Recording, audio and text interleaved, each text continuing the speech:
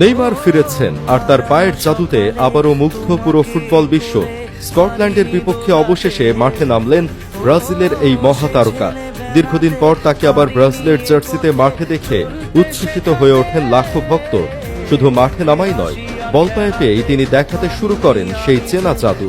একের পর এক ড্রিবল, দারুণ পাস আর অসাধারণ স্কিল দিয়ে প্রতিপক্ষের রক্ষণ ভাগকে ব্যস্ত রাখেন নেইমার। তার প্রতিটি স্পর্শেই যেন ফিরে আসছিল সেই পুরনো দিনের স্মৃতি। অনেকেই অপেক্ষা করছিলেন নেইমার কি আগের মতোই আছেন, আর মাঠের পারফরমেন্স দিয়েই তিনি উত্তর দিলেন, হ্যাঁ, নেইমার এখনো শেষ হয়ে যাননি। অন্যদিকে ম্যাচের শুরু থেকেই দাপট দেখাতে থাকে ব্রাজিল। মাত্র 6 মিনিটেই দুর্দান্ত গোল করে দলকে এগিয়ে দেন ভিনিসিয়াস জুনিয়র। এরপর 25 মিনিটে হেড থেকে নিচের দ্বিতীয় গোল করে স্কটল্যান্ডের বিপক্ষে ব্যবধান আরও বাড়িয়ে দেন তিনি। দ্বিতীয়ার্ধেও থামেনি ব্রাজিলের আক্রমণ। ম্যাচের 59 মিনিটে ম্যাথিউস কুনহা আরেকটি গোল করে স্কোর লাইনকে আরও বড় করে তোলেন। সব মিলিয়ে এটি ছিল ব্রাজিলের এক দাপুটে পারফরমেন্স।